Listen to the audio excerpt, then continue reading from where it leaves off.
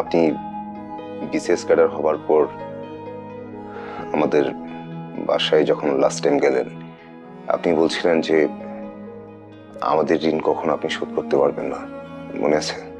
Of course, এটা আমি তখনও বলেছি, এখনো বলি, সবসময় আমি বলবো। রাজীব ভাই, আপনার মনে হয় ঋণ শোধ করার একটা সময় আসছে। কি হয়েছে অর্থ? মানে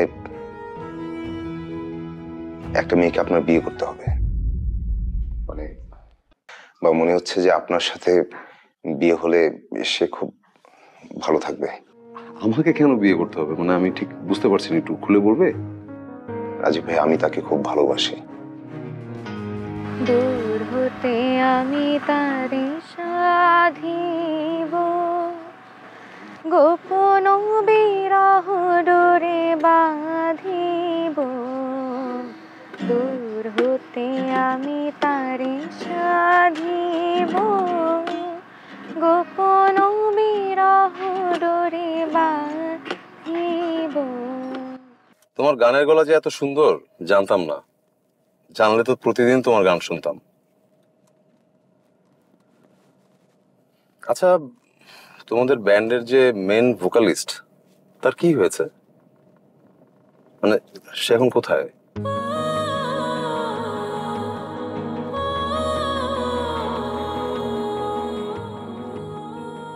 আরে অর্থ, কেমন আছো? বসো বসো। তুমি আমার অফিসে, আমার তো বিশ্বাসই হচ্ছে না। আঙ্কেল এটি কেমন আছে? তার আগে বলো তুমি কি খাবে, আমি এখনই অর্ডার করছি। এত ব্যস্ত হবেন না, আমি আসলে আপনার সাথে কিছু কথা বলতে আসছি। হ্যাঁ, অবশ্যই কথা বলবে, তবে আমি ভেরি সরি। আসলে অর্থ, আমি বেশ কিছুদিন ধরে আঙ্কেল আন্টির খোঁজ নিতে যেতে পারছি না। বুঝতেই তো পারছো, আসলে কাজের প্রেশার, একটু ব্যস্ততা। বাই দ্য ওয়ে, আমি কিন্তু শুনেছি তুমি তোমার কিছু ফ্রেন্ড নিয়ে একটা ব্যান্ড দল করেছো। Very great. রাজীব ভাই, ঠিক শুনেছেন। আসলে আমার একটা গান রেকর্ডও হয়েছে, ইমন চৌধুরী ভাই সুযোগ করে দিয়েছেন। আর গানটা জেমস ভাইয়ের কাছে পাঠানো হচ্ছে। জেমস ভাই যদি পছন্দ করেন তাহলে ওনার সাথে কনসার্টে গাওয়ার সুযোগ হবে। ইমন চৌধুরী আর জেমস ভাই, ওয়াও, একসাথে! আর তোমাকে যে সাপোর্টটা দিচ্ছে, তুমি তো সামনে সেলিব্রিটি হয়ে যাবে ম্যান। শোনো, তোমার প্রথম কনসার্টের দর্শক হিসেবে আমি কিন্তু 10টা টিকিট অগ্রিম বুকিং দিয়ে রাখলাম। রাজীব ভাই, আহ, আমি আসলে জানি না এরকম কথা বলা ঠিক হবে কিনা, কিন্তু আমার বলতে হচ্ছে। আপনি যখন ঢাকা বিশ্ববিদ্যালয়ে চান্স পেলেন, আপনি কিন্তু টাকার জন্য ভর্তি হতে পারছিলেন না। আপনি গ্রাম থেকে সরাসরি বাবার কাছে চলে আসলেন। বাবা আপনাকে ঢাকা বিশ্ববিদ্যালয়ে ভর্তি করলো। আমার কিন্তু 2টা প্রাইভেট টিচার ছিল, মানে 2জন থাকা সত্ত্বেও আপনাকে প্রাইভেট টিচার হিসেবে আমাদের বাসায় নিয়ে আসলো। মনে আছে আপনার? অর্থ, এসব কথা কি বলা যায়? তুমি জানো, আমাকে গৃহশিক্ষক হিসেবে আঙ্কেল নিয়ে এসেছিলেন। এটা ছিল আঙ্কেলের একটা অজুহাত। বেসিক্যালি আমার ওই ক্রাইসিস পিরিয়ডে উনি আমাকে হেল্প করতে চাইছিলেন। বাট হঠাৎ এসব কথা বলছো? আপনি বিসিএস ক্যাডার হবার পর আমাদের বাসায় যখন লাস্ট টাইম গেলেন, আপনি বলছিলেন যে আমাদের ঋণ কখনো আপনি শোধ করতে পারবেন না, মনে আছে? অফকোর্স, এটা আমি তখনও বলেছি, এখনো বলি, সবসময় আমি বলবো। রাজীব ভাই, আপনার মনে হয় ঋণ শোধ করার একটা সময় আসছে। কি হয়েছে অর্থ? মানে একটা মেয়েকে আপনার বিয়ে করতে হবে, মানে মানে আমার আশেপাশে যারা আছে তার মধ্যে আপনাকে খুব বেশি আমার যোগ্য মনে হচ্ছে, বা মনে হচ্ছে যে আপনার সাথে বিয়ে হলে সে খুব ভালো থাকবে।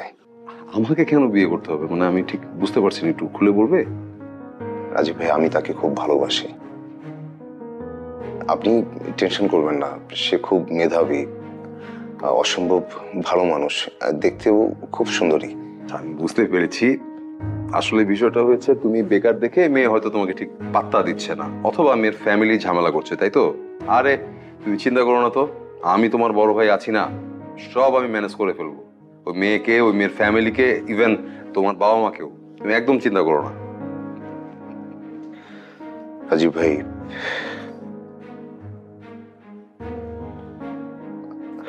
আমি তাকে যতটা ভালোবাসি তার চেয়ে তো সে আমাকে বেশি ভালোবাসে। ভেরি ওয়েল, তাহলে প্রবলেমটা কোথায়? আঙ্কেল আন্টি নাকি মেয়ের ফ্যামিলি?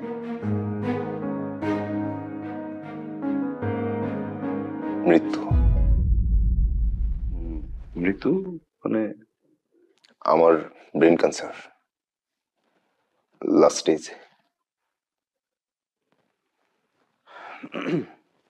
অর্থ, দেখো, প্রথমত আমি তোমার শিক্ষক, তার উপর কিন্তু আমি তোমার বড় ভাই।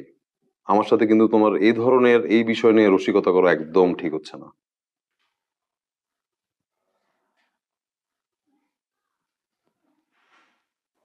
অর্থ, আর ইউ সিরিয়াস? অর্থ, ভাই, অর্থ কিচ্ছু হবে না। আমি আমি আমার আমার আমার কথা শোনো, আমি তোমার বড় ভাই আছি না? আছি তো না? আরে এগুলো এখন কোনো বড় ইস্যু না। আমি তোমাকে বিদেশে নিয়ে যাব, ওখানে উন্নত চিকিৎসা করাবো। তুমি একদম ভেঙে পড়ো না। আর এই জিনিসগুলো মাথার মধ্যে তুমি রেখো না, ঠিক আছে? আমি আমি আঙ্কেলের সাথে কথা বলে আমি একটা ব্যবস্থা করবো। অর্থ, অর্থ, আমি তোমাকে বলছি,